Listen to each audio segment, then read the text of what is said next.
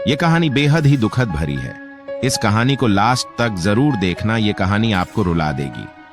बहुत समय पहले की बात है, एक बच्ची जिसने भगवान से बस एक ही दुआ मांगी थी, मुझे मेरा भाई वापस मिल जाए। और जब भाई वापस आया तो उससे शादी कर बैठी।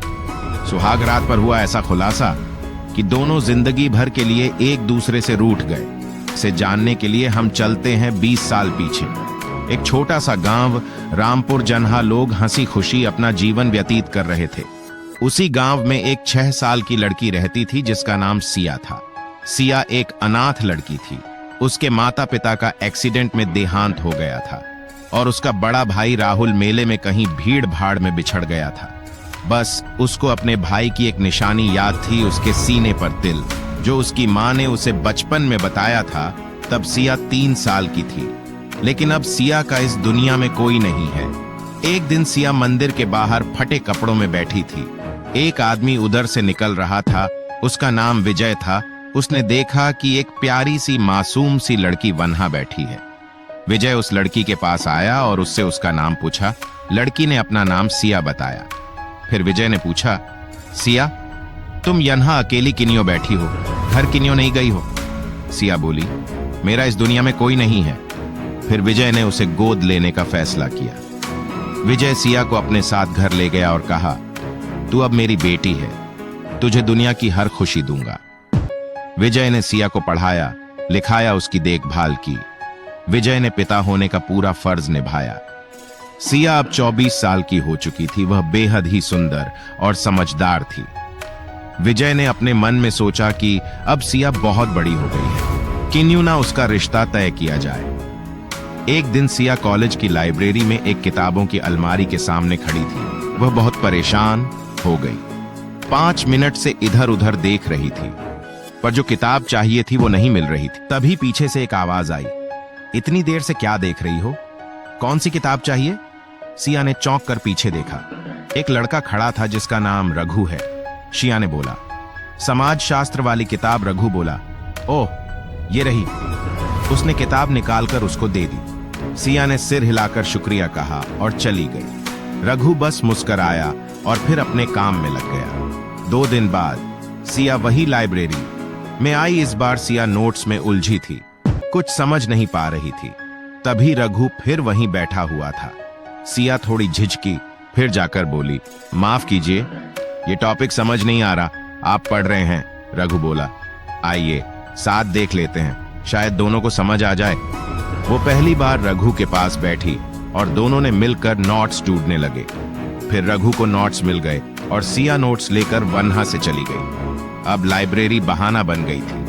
कभी कोई किताब भूल जाती थी, कभी कोई सवाल, ताकि बस एक मुलाकात हो जाए। सिया ने अपने दोस्तों से छिपाकर रघु से मिलना शुरू कर दिया। उसे खुद नहीं पता चला कब वो रघु से प्यार करने लगी थी। एक शाम कैंटीन में रघु बोला, कभी कभी ऐसा किन्यों लगता है कि मैं तुम्हें बरसों से जानता हूं। सिया ने उसकी तरफ देखा। बिल्कुल, मुझे भी ऐसा ही लगता है। जब भी तुम्हें देखती हूं तब कई हफ्तों बाद।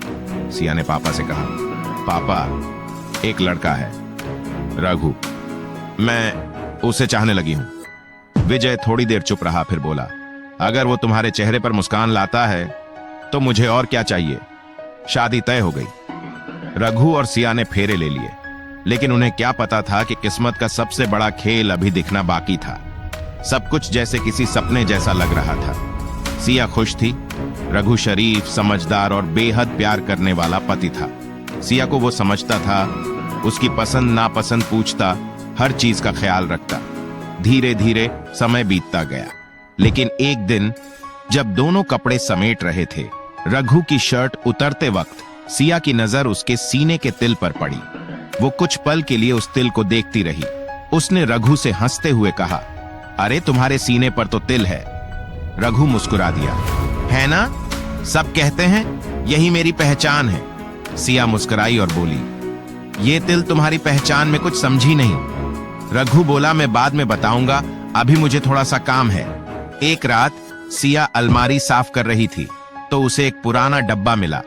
उसमें एक पुरानी फोटो थी। फोटो में 10 साल का लड़का था और उसके सीने पर भी ठीक वैसा ही तिल था जैसा रघु के सीने पर था।